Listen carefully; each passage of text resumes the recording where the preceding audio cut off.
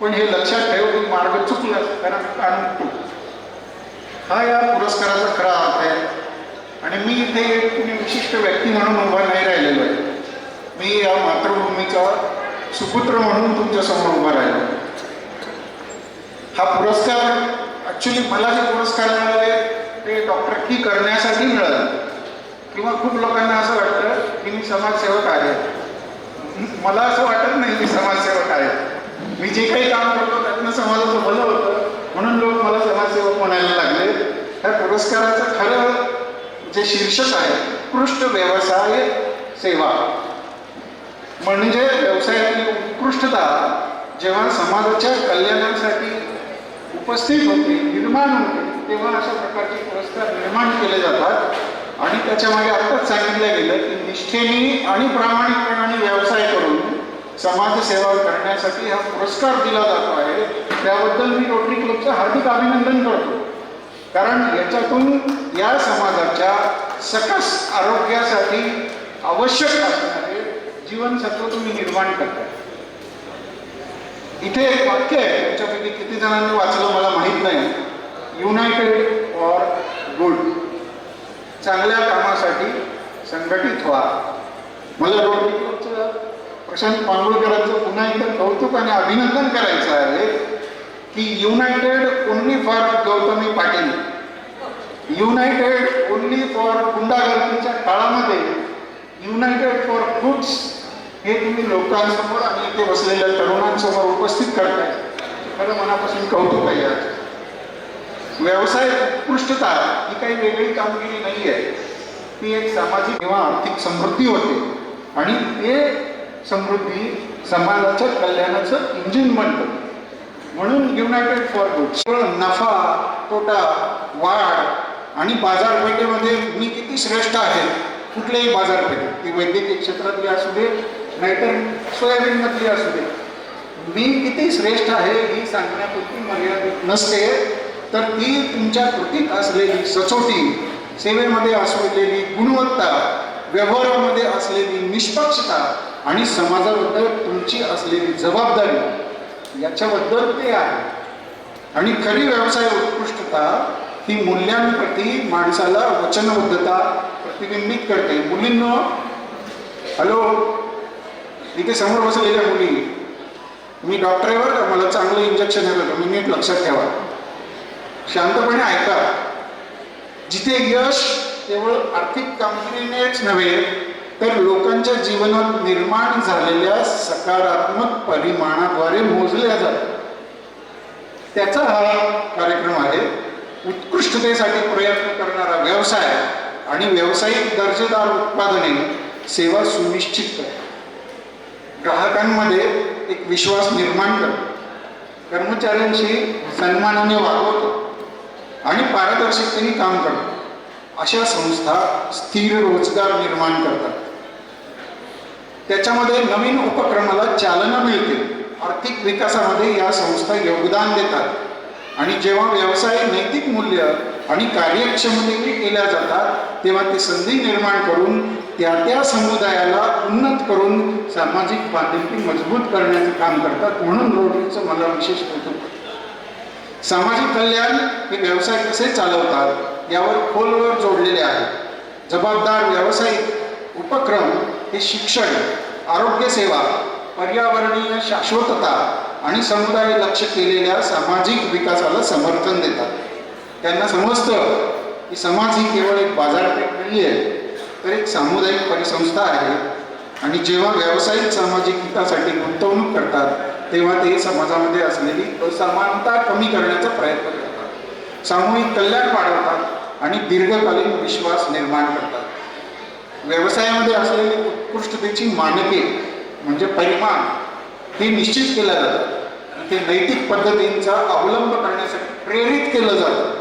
निरोगी स्पर्धा वाढवली जाते आणि जबाबदारीची संस्कृती जोपासली जाते. ज्या समाजात व्यवसाय उत्कृष्टता आणि जबाबदारीला प्राधान्य देतात तिथे अधिक स्थिरता, आत्मविश्वास आणि आशा असते. म्हणून व्यवसाय उत्कृष्टता निर्माण होणं आणि तो निर्माण होत आहे याची खात्री करण्याचं काम रोटरी क्लब करताना मनापासून तुम्हाला धन्यवाद देतो. हे झालं ज्या शीर्षकासाठी पुरस्कार दिला गेला त्याबद्दल. मी मातृभूमीमध्ये उभा आहे आणि ते सगळेजण माझं कौतुक करतात. त्या सन्मानाला मला उत्तर द्यायचं आहे. मातृभूमी जेव्हा तुम्हाला शिक्षण देते, मला हे विशेष करून तरुण मुलांना सांगायचं आहे, मुलींना सांगायचं आहे, मातृभूमी जेव्हा शिक्षण देते तेव्हा त्याचं उत्तर कृतज्ञतेनं द्यायचं असतं. मी अत्यंत कृतज्ञतेने आपल्यासमोर उभा आहे. जेव्हा मातृभूमी तुम्हाला ज्ञान देते तेव्हा ते ज्ञान पुढच्या पिढीपर्यंत पोचवायचं असतं. मातृभूमी अनुभव देते तेव्हा त्यातून समाजासाठी शहाणपण घडवायचं असतं. आणि जेव्हा मातृभूमी तुम्हाला रोजगार देते तेव्हा त्यातून प्रामाणिकपणे कर्तव्य निभवायचं असतं. आणि जेव्हा मातृभूमी तुम्हाला एवढ्या सगळ्या थोर लोकांच्या मध्ये आणून उभी करते तेव्हा अत्यंत नम्रपणाने त्या सन्मानाला सामोरं जायचं असतं. कारण मातृभूमीच्या देणग्यांना शब्दांनी उत्तर देता येत नाही. तसा प्रयत्न पण मी करणार नाही. त्याचं उत्तर कृतीतून असतं, सेवेतून असतं, निस्वार्थ समर्पणातून असतं. आणि जिथे आपण उभे आहोत तिथे अजून काही जणांचे हात धरून उभं करणं हेच मातृभूमीच्या सन्मानाला दिलेलं खरं उत्तर आहे. माझं मूळ तळेगावचं. तळेगाव तेव्हा उदगीर तालुक्यामध्ये होतं. त्यावेळी तळेगावची लोकसंख्या ही फक्त 1500 आहे. जेव्हा मी जिल्ह्याच्या बाहेर जातो तेव्हा तू कुठला आहे असं विचारलं की मी लातूरचा आहे. जेव्हा मी लातूरचा आहे, लातूरमध्ये येतो, तू कुठला आहे असं विचारलं की मी उदगीरचा आहे सांगतो. मी उदगीरमध्ये आल्यावर तू कुठला आहे असं विचारलं की मी तळेगावचं सांगतो. आणि जेव्हा मी दुबईला जातो तेव्हा तू कुठला आहे असं विचारलं की मी भारताचा आहे असं सांगतो. ही सगळी माझी मातृभूमी. आणि म्हणून उदगीर ही माझी जन्मभूमी नाही आहे, हा माझा पाया आहे. इथेच मला पहिल्यांदा जीवनाबद्दलचं, भावनांबद्दलचं, मानवी शरीराबद्दलचं आणि विज्ञानाबद्दलचं औत्सुक्य जागवलं. मी जून 1991 मध्ये उदगीरला आलो, 8व्या वर्गामध्ये तुकडीमध्ये. कारण मी तळेगावून आलो. परंतु श्यामलाल शाळेच्या तुकडीत 8व्या वर्गात असताना 9व्या वर्गात मला तुकडीमध्ये प्रमोशन मिळालं माझ्या क्वालिफिकेशनवर किंवा माझ्या क्वालिटीवर. मला माझी शाळा श्यामलाल शाळा आहे. मी 8वी ते 12वीपर्यंत श्यामलाल शाळेत शिकलो. त्या शाळेने मला जे दिलं त्याच्यामुळे मला तुमच्या समोर उभं राहण्याचं धाडस आज निर्माण झालं, ती शक्ती निर्माण झाली. मी श्यामलाल शाळेबद्दल कृतज्ञ आहे, जीवनभर कृतज्ञ आहे. कारण त्या शाळेने मला स्टेजवर उभं राहण्याचं धैर्य दिलं, उभं राहण्याची शक्ती दिली, बोलण्यासाठी शब्द दिले आणि व्यक्त होण्याची क्षमता दिली. जर मी आज तुमच्या समोर इतक्या आत्मविश्वासाने उभा आहे तर त्याचं बीज उदगीरच्या श्यामलाल शाळेमध्ये रोवल्या गेले. आता पुकारा झाला, तुमच्या कुटुंबाला घेऊन या. मी 2 लोकांना घेऊन आलो आणि तिसरी माझी बहीण होती. तुम्ही जर लक्ष दिलं तर एक माझे वडील आहेत समोर बसलेले आणि दुसरे माझे गुरु आहेत ज्यांचं वय 80 वर्ष आहे. ते आज लातूरहून इथे आलेले आहेत, VN केंद्रे सर.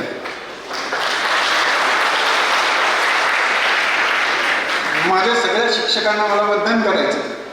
PG पाटील सर, लाला सर हे आज नाही आहेत.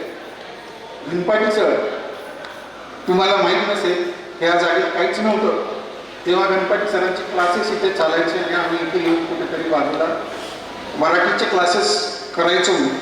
मायकेल मॅडम, मंगा मॅडम, सपाटे सर इथे असतील तर, कंधारे सर, माझे स्वतःचे काका जोशी सर आणि मॅडम. त्यांनी फक्त धडे नाही शिकवले, त्यांनी मला दिशा दिली, जगण्याची दिशा दिली. मला एक आठवण सांगायची आहे तुम्हाला सगळ्यांना, उदगीरकरांना, विद्यार्थ्यांना. गरीब माणसाला मदत करायची असते.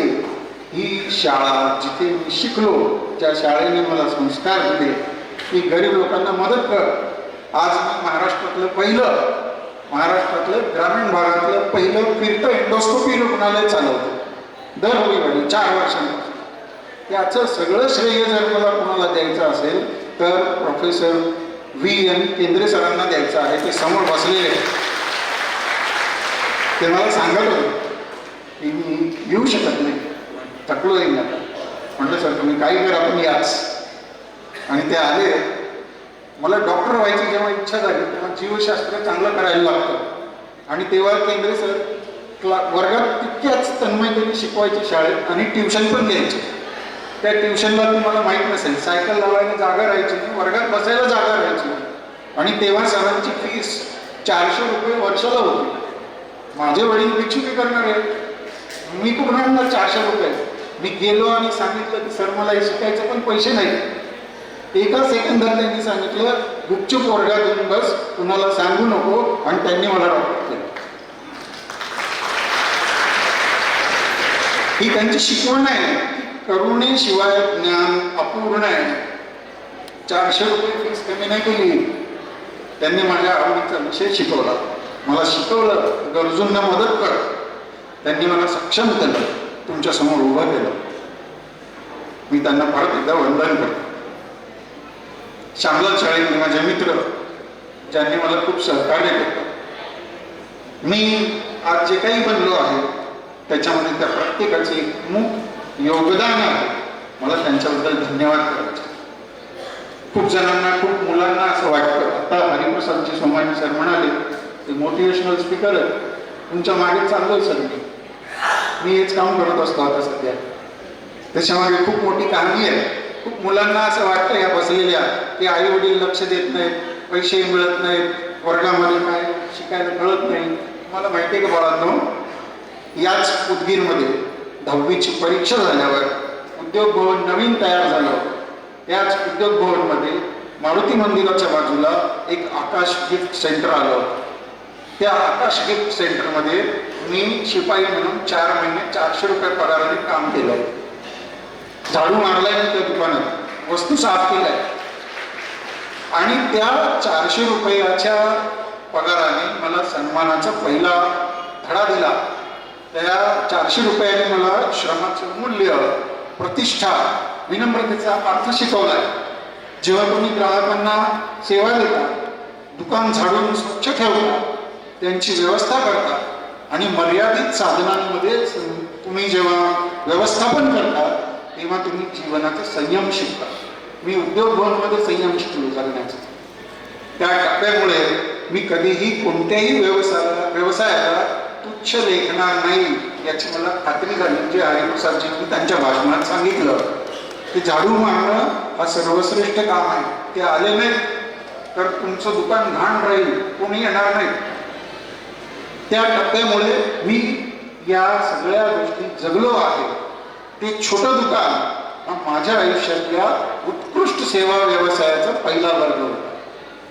इथे मी शिकलो ग्राहकांचा आदर कसा करायचा, लोकांच्या भावना कशा समजून घ्यायच्या, पैशाची किंमत कशी मोजायची आणि प्रत्येक प्रकारच्या कामामध्ये प्रतिष्ठा कशी असते हे मला त्या दुकानामध्ये शिकायला मिळालं.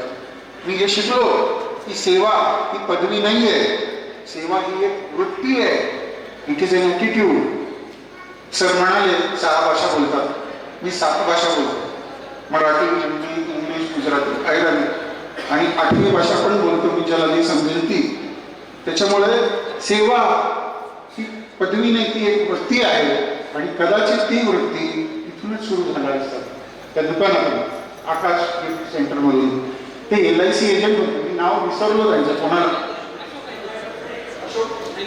करेक्ट, अशोक आहे.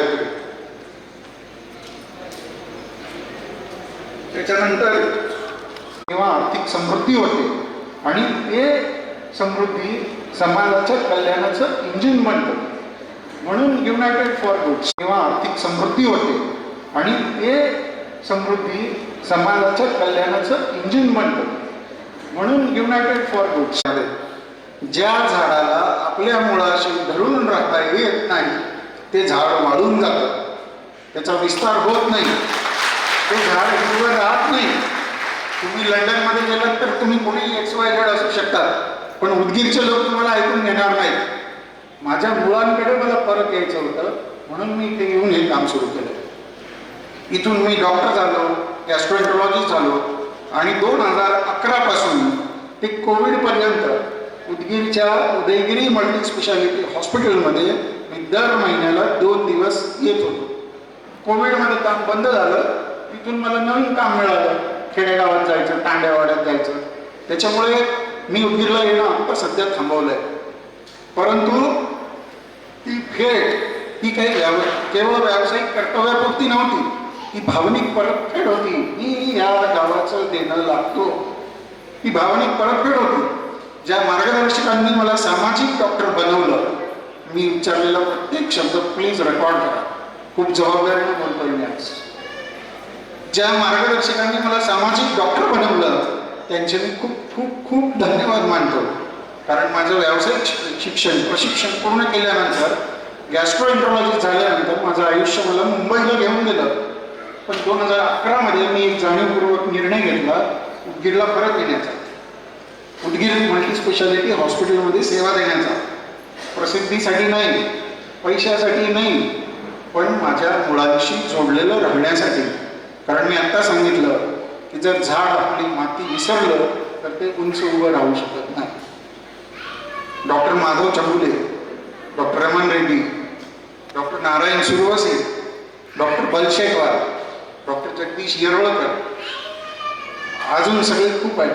पण या लोकांनी मला विचार करण्याचं व्यासपीठ निर्माण करून दिलं. माझ्या आयुष्याचं तत्वज्ञान एक व्यावसायिक म्हणून, जबाबदार डॉक्टर म्हणून या लोकांनी घडवलेलं आहे. आयुष्यात जेव्हा मला खूप असा भूकंप झाला, मला वाटलं की आता संपलो नाही, तेव्हा एका दिवशी उदयगिरी हॉस्पिटलच्या बाहेर मी उभं आणि येरवळकर साहेब, चंबुले साहेबांनी उभं होतं गप्पा मारत. म्हणलं मला जगायची इच्छा नाही राहिली, मला बोर झाली त्या. येरवळकरांनी एक साधं वाक्य, तत्वज्ञान आहे ना कुठे पण असतं, तुम्हाला सांगतो, खूप मोठी पुस्तकं नाही वाचायला लागत, फक्त त्या माणसांना तुम्हाला अनुभवावं लागतं. येरवळकर काय म्हणाले, इथून उठ आणि दुसरं काम कर. मी इथून उठलो आणि दुसरं काम सुरू केलं आणि त्या कामाने मला तुमच्या समोर उभं केलं. Thank you Yeravalkar sir. या सर्वांनी मला रोगांवर उपचार करणाऱ्या डॉक्टर पासून समाजाची सेवा करणाऱ्या डॉक्टर बनण्यामध्ये मदत केली आहे. त्यांनी माझ्या संघर्षाच्या काळात फक्त आर्थिक मदत नाही केली, परंतु त्याहून जास्त त्यांनी माझी भावनिक बांधण केलेली आहे. मला माणूस म्हणून घडवलंय. तुम्ही एक लक्षात ठेवा, खिशात खूप पैसे असतील, तुमचं खूप नाव असेल, तुमच्याकडे काही गाड्या असतील, परंतु अडचणीच्या काळामध्ये अंधार पडल्यानंतर बॅटरी दाखवणारा माणूस आणि तुमच्या पाठीवर हात ठेवून तू कायच घाबरू नकोस मी तुझ्या बरोबर आहे म्हणणारा माणूस नसेल तर त्या माणसाच्या जगण्याला अर्थ प्राप्त होत नाही. माझ्या जीवनाला ज्यांनी असा अर्थ प्राप्त करून दिला तो हिमालयासारखा माणूस या व्यासपीठावर आहे, आदरणीय श्री राजेश्वरजी निटुरे साहेब. भगवद्गीतेमध्ये एक श्लोक आहे, तो श्लोक त्यांना परफेक्ट बसतो. तो असा आहे, सुख दुःख समय कृत्वा लाभा लाभो जया जयो ततो युद्धाय युज्यस्व नैवम पापम साशिष. सुख येऊ दे, दुःख येऊ दे, आनंद येऊ दे, काही भानगडी येऊ दे, तू तुझ्या जीवनाचं कर्तव्य पार कर. ते युद्ध आहे, त्याच्यात जे काही येईल ते शांतपणे सहन कर आणि जीवनाला समोर जा. हे ज्यांच्यामध्ये कुठून कुठून बनलेलं आहे ते राजेश्वर निटुरे साहेब इथे उपस्थित आहे. मला वैयक्तिकरित्या असं वाटतं की दुःख हे एक मूक वादळ आहे, ते तुम्हाला आतून रिकामं करतं. त्या सर्व काळ्या काळात हे सगळे डॉक्टर मित्र माझ्या पाठीशी उभे राहिले, सहकारी म्हणून नाही, कुटुंब म्हणून. मी इथे उभा आहे कारण त्यांनी मला पडू नाही दिलेलं आहे आणि म्हणून मी त्यांच्याशिवाय कोणी नाही. मी निटुरे सरांबद्दल श्लोक सांगितला तुम्हाला की काही लोक तुम्हाला जाहीरपणे पाठिंबा देतात, काही खाजगीरित्या पाठिंबा देतात, काही लोक तुम्हाला बिनशर्त पाठिंबा देतात. तो पाठिंबा माझी दुर्मिळ शक्ती आहे. मला खरोखरच कृतज्ञता कशी व्यक्त करावी हे माहीत नाही सर, पण काही कृतज्ञता जगली जाते ती बोलली जात नाही. मी मूकपणे ही कृतज्ञता व्यक्त करतो. माझं काम आहे काळजी घेणाऱ्या लोकांचं वर्तुळ वाढवणे. मी पचन संस्था विकार तज्ञ म्हणून मराठवाड्यात आलेला, तेव्हाच्या औरंगाबाद नंतरचा स्थायिक झालेला पहिला डॉक्टर आणि माझ्या जीवनाचा या प्रवासाचा हा एक भाग आहे. तुम्हाला माहिती आहे की नाही माहीत नाही, परंतु मी आता उल्लेख केला मी पचन संस्था विकार तज्ञ आणि माझा मुख्य उद्देश जगात जे सर्वश्रेष्ठ आहे ते इथे बसलेल्या शेवटच्या माणसाला त्याच्या खिशाला परवडेल अशा पद्धतीने उपलब्ध करून देणे हे माझ्या जीवनाचं ध्येय आहे.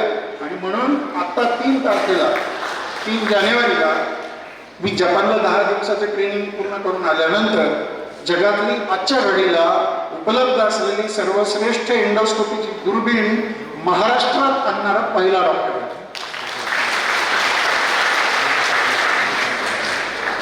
त्या सगळ्या लोकांकडे, म्हणजे जिथे लोक आजाराला नशीब मानतात, त्यांच्या खिशात पैसा नसतो, दवाखान्यामध्ये घेऊन जाणारा माणूस नसतो, त्या सगळ्या काळांमध्ये जेव्हा 2 मुलं सख्खी जन्माला घातलेली आई बापांना वेगळ्या खोलीत टाकतात आणि ती आई आपशांवरून पाणी पडते, ती कुठल्या दवाखान्यामध्ये जाणार?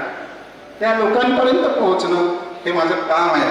कारण लवकर निदान हे वेळेमध्ये जीव वाचवतच असं नाही, तो माणूस वाचला तर ते कुटुंब वाचतं. आणि कालांतराने मला अजून एक महत्त्वाची गोष्ट शिकायला कळाली, ती अशी की आरोग्य हे काही केवळ शारीरिक नाही आहे. 1/3 अमेरिका दररोज झोपेच्या गोळ्या खाते. खूप पैशाचा देश आहे. ती वेळ आपल्यावर येत आहे. आता वेळीच जागरूक व्हा. आपलं पाश्चात्तीकरण व्हायला लागलेलं आहे, परंतु तुम्ही जर मुळाला घट्ट धरून राहिलात तर झोपेची गोळी घेण्याची गरज पडणार नाही. आणि म्हणून मानसिक आरोग्य हा आजच्या काळातला खूप ज्वलंत प्रश्न आहे. तो माझ्या व्यवसायाचा भाग आहे, म्हणून मला ते सांगायला इथे आवडेल. आता त्यांनी उल्लेख केला की डॉक्टर साहेबांची पत्नी जग सोडून निघून गेली. मी मोटिवेशनल स्पीकर आहे. शाळा, colleges, elderly forums, geriatric population फोरम्समध्ये जाऊन मी ॲड्रेस करत असतो. हा किस्सा मी सांगत असतो सगळ्यांना. ही स्टोरी अशी आहे की कालच त्यांनी विचारलं की तुम्ही कसं काय काम करता. माझ्या वडिलांनी त्यांच्या वयाच्या 5व्या-6व्या वर्षी आई वडील गमावलेले आहेत. त्यांनी आई वडिलांचं तोंड नाही पाहिलं. त्यांचं पोरगं इथे उभं आहे. आणि झालं काय की एक भिक्षुकी करणारा ब्राह्मण आणि अंगणवाडीची शिक्षिका असणारी ताई, तिचा पोरगा डॉक्टर होतो, खूप मोठा डॉक्टर होतो, 1,25,00,000 लोन घेतो. मित्र खूप सगळे येतात. माझ्या गुरुचं नाव आहे पद्मविभूषण डॉक्टर डी नागेश्वर रेड्डी. माझ्या गुरुचं नाव आहे पद्मश्री डॉक्टर अमित मायदेव. माझ्या गुरुचं नाव आहे पद्मश्री डॉक्टर GS सैनानी. हे सगळं घेऊन मी दवाखाना सुरू करतो. खूप लोक येतात आणि 6व्या महिन्यामध्येच बायको स्वतःहून MBBS MD मेडिसिन असलेली बायको हे स्वतःहून जग सोडून जातं. आता 2 ऑप्शन आहेत. एक तर जाऊन जीव द्या, नाहीतर क्वार्टर घेऊन बसा, नाहीतर नीट काम करा. माझ्या मागे हे सगळे लोक उभी होती. त्यांनी सांगितलं, हे साहेबांनी समोर बसले, ते म्हणले डॉक्टर 6 महिने शांत बसायचं. आणि मी तंतोतंत शब्द पाळणारा माणूस आहे. मी 6 महिने शांत बसलो, झोपेच्या गोळ्या खाल्ल्या, डिप्रेशनमध्ये गेलो. 1.5 वर्ष मी आत्महत्या करण्याच्या विचारात जगलोय. ते यूट्यूबवर आहे सगळं. आणि तिथून मी आज इथे उभा आहे. म्हणून मी आत्महत्या प्रतिबंधासाठी काम करत असतो. दरवर्षी नांदेडला 31 जुलै रोजी एक कार्यक्रम असतो खूप मोठा, की ज्याच्यामध्ये समाजाला सामान्यपणे माहीत नसलेल्या लोकांना समोर आणलं जातं आणि त्यांचं जीवन दाखवलं जातं. की हे बघा, हा मी नितीन जोशी आणि हा माणूस, तुम्ही निवडा काय करायचं. कारण आपल्याला चिल्लर गोष्टींना राग करणे, तुला दाखवतो, तुला बघतो, नाहीतर माझं माझं बघून घेतो, वर जातो. या विळख्यामध्ये खूप अडकला आहे समाज. ह्या जगामध्ये कुणीतरी येणार आहे, कुणीतरी जाणार आहे. जग चालू राहिलं पाहिजे आणि ते चालू राहण्यासाठी मानसिक शक्ती खूप जोरात पाहिजे. ती शक्ती आपल्या सगळ्यांना मिळवती आली पाहिजे. आणि म्हणून मला अजून एक वाटलं की आता सर म्हणाले किंवा त्या ह्याच्यात सांगितलं त्यांनी, डॉक्टर या मूळ शब्दाचा अर्थ शिक्षक होतो. तुम्हाला माहिती आहे का बऱ्याच जणांना? डॉक्टरीन हा लॅटिन शब्द आहे. म्हणून PhD रस्ते बांधण्यामध्ये केलं तरी तो डॉक्टर होतो आणि पोटात दुर्बीण घालणारा माणूसही डॉक्टरच होतो. तर डॉक्टर या शब्दाचा अर्थ शिक्षक होतो. म्हणून मी 2 पुस्तकं लिहिली याच काळात. पहिल्या पुस्तकाचं नाव आहे आपलं पोट आपल्या हातात आणि दुसऱ्या पुस्तकाचं नाव आहे कशासाठी, पोटासाठी. जीवनशैलीशी जोडलेले वचन संस्थेचे आरोग्य, आजार आणि उपाय. ही खूप लोकप्रिय झालेली पुस्तकं Amazonवर पण आहेत. ते वाचलं तर आपण नीट राहू. पण दुर्दैव असं आहे की ज्या देशाला रामायण, महाभारत, बायबल, पुराण आणि संविधान आहे, त्याच देशातले रोज सकाळी उठून एकमेकांचे शर्ट फाडतात. आपल्याला हे माहीत आहे की हे आहे. असं वागलो तर भानगडी होणार नाही. पण आपण वाचलं तर फक्त रट्टा मारायसाठी, करमणुकीसाठी वाचतो. त्याच्यामुळं मी काय आणि 1000 जणांनी पुस्तकं लिहिली तरी आजारी पडण्याचं सत्र थांबणार नाही, परंतु त्याच्यातनं मार्ग मिळेल अशी माझी धारणा आहे. कारण कधी कधी समाजाला औषधांची गरज नसते, त्या समाजाला ऐकण्याची गरज असते, कधी कधी सांगण्याची गरज असते. आणि म्हणून हा पुरस्कार ही एक जबाबदारी आहे, ती एक मान्यता नाही आहे, लेबल नाही आहे की माझ्या नावाखाली हे लागलेलं आहे. या समाजानं दिलेली ही एक जबाबदारी म्हणून मी हा पुरस्कार स्वीकारतो. कारण भविष्यातल्या माझ्या कामांची जबाबदारी म्हणून मला हे दिलं गेलं आहे.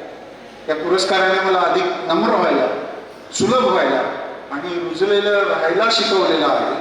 कारण परत झाड तेव्हाच जगतं जेव्हा ते त्याच्या मुळाची आठवण ठेवतं आणि माझी मुळं उदगीरमध्ये आहेत. शेवटी मी कृतज्ञता व्यक्त करतो, कारण हा सन्मान नितीन जोशी या माणसाचा नाही आहे. हा सन्मान माझ्या शिक्षकांचा आहे, हा सन्मान माझ्या मार्गदर्शकांचा आहे, हा सन्मान माझ्या सहकार्यांचा आहे, हा सन्मान माझ्या मित्रांचा आहे, हा सन्मान माझ्या पेशंटचा आहे, हा सन्मान माझ्या कुटुंबाचा आहे. आणि ते जसं म्हणाले की शहराने मला मारलेली मिठी आहे, म्हणून हा सन्मान या शहराचा आहे, म्हणून मी त्यांच्या वतीने स्वीकार करतो. उदगीरनं मला फक्त शिक्षण नाही दिलं, उदगीरनं मला चारित्र्य दिलं, त्याने मला लवचिकता दिली, त्याने मला मानवता दिली, म्हणून मी उदगीरचा ऋणी आहे. अडचणी होत्या, असंही वैयक्तिक नुकसान झालं. ते वडील, हे गावातले लोक अजूनही विचारतात मला सकाळपासून संध्याकाळपर्यंत कुणासाठी करतो, का बरं कुणासाठी करतो. या देशाला लता मंगेशकर होत्या, त्यांनी कुणासाठी केलं, APJ कलामांनी कोणासाठी केलं, नरेंद्र मोदी कोणासाठी करतायत, तुकारामांनी कोणासाठी केलं, ज्ञानेश्वरांनी कोणासाठी केलं, अटल बिहारी वाजपेयींनी कोणासाठी केलं, योगी आदित्यनाथ कोणासाठी करतात. शिवाजी महाराज फक्त दुसऱ्याच्या घरात जन्माला घालायचा का? नाही, तो आपल्या घरात पण जन्माला आला तर त्याचा सारखा अभिमान असावा. सतत या गोष्टीचं दुःख करू नये, तर कुणासाठी करतो. आणि म्हणून 2016 मध्ये जेव्हा माझी पत्नी गेली तेव्हा मी एका रात्री बसून शांतपणे विचार करत होतो की आता काय करायचं. आणि त्या अंधारामध्ये लहानपणीच्या गोष्टी मला प्रतिध्वनित झाल्या परत परत. त्याच्यामध्ये माझ्या शिक्षकांचा आवाज होता, माझ्यावर विश्वास ठेवणाऱ्या मार्गदर्शकांचा विश्वास होता, पर्वतासारख्या माझ्या पाठीशी उभ्या राहिलेल्या लोकांची ताकद होती. उदगीरची मातीची, दुसरीकडची नाही. असं वाटलं की हे शहर मला सांगतंय तू पडू शकतोस, पण सेवा करणं तू थांबवू शकत नाहीस. म्हणून मी हे पुढे चालू ठेवलं. आणि आज जेव्हा रोटरी क्लब उदगीर माझा सन्मान करतोय तेव्हा मला तो पुरस्कार दिसत नाही. मला तरुण मुलगा उद्योग भवनच्या बाहेर जो उभा होता तो दिसतो. मला त्याच्या अनिश्चित काळामध्ये हरवलेले डोळे दिसतात. मी त्याला सांगतोय की तू यशस्वी झाला नाहीस, तू प्रामाणिक राहिलास आणि तेवढंच पुरेसं होतं. जर माझ्या प्रवासाला काही अर्थ असेल तर त्याचा अर्थ असा असू शकतो की कोणतीही सुरुवात लहान नसते, कोणताही संघर्ष वाया जात नाही, कोणतेही दुःख अंतिम नसतं. आणि जर तुमची मुळं मजबूत असतील तर कोणतंही वादळ तुम्हाला उपटून टाकू शकत नाही. उदगीर माझं मूळ आहे आणि जोपर्यंत मी जिवंत आहे तोपर्यंत मी जे जे काही करेन ते या मातीचा सुगंध होईल याची खात्री तुम्हाला.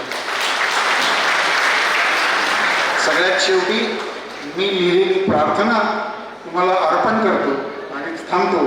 ती अशी आहे की मरण्यापूर्वी जगताना जगाला थोडं देईन म्हणतो, जगाने जे दिले मला थोडे थोडे वागीन म्हणतो, क्षण प्रत्येक जगताना दुःख घेऊन घेईन म्हणतो, भोगणाऱ्यांची दुःख्यासाठी थोडी मीही घेईन म्हणतो, दाहुरात दाटलेल्या काळजीने टिपीन म्हणतो, वेदनेचे अश्रू तुमच्या नकळत पुसीन, ईश्वराची देण साडी त्याच्यासोबत चाखीन म्हणतो. खूप खूप धन्यवाद. Thank you very much. त्या लांब लचक रस्ते पण गुरुजींची साथ आहे, लांब लचक रस्ते पण गुरुजींची साथ आहे. जीवनाच्या परीक्षेला घाबरण्याचे काय कारण आहे जेव्हा डोक्यावरती गुरुजींचा हात आहे. या उक्तीला साजेस असं व्यक्तिमत्वाने आता आपल्या समोर भाषण दिलेलं आहे. का गुरुजींना कृतज्ञपूर्वक मिळालेल्या भावना या सगळं काही सांगून जातात. डॉक्टर नितीन जोशी सरांच्या या उत्तरामुळे जमलेल्या सर्व श्रोत्यांना आणि मंचांना कळालं असेल की रोटरी क्लब ऑफ उदगीर सेंट्रलनी ही अशी व्यावसायिक सेवा पुरस्कार देण्यासाठी अशी माणसं का निवडली गेली असतील? मला आता यावरती जास्त बोलण्याची गरज नाही असं मी समजतो, कारण कार्यक्रमाला यानंतर उशीर होतोय. यानंतर दुसरं उत्तर देण्यासाठी मी लवकरात मी विनंती करतो की त्यांनी प्रमिला मारुती मरलापल्ले सर त्यांनी मंचावरती यायचं आहे. समारोप करण्यापूर्वी मी तुम्हाला एक छोटी गोष्ट सांगतो, आठवण सांगतो आणि थांबतो. ती अशी आहे की जेव्हा मी उद्योग भवनामध्ये 400 रुपये प्रति महिन्याप्रमाणे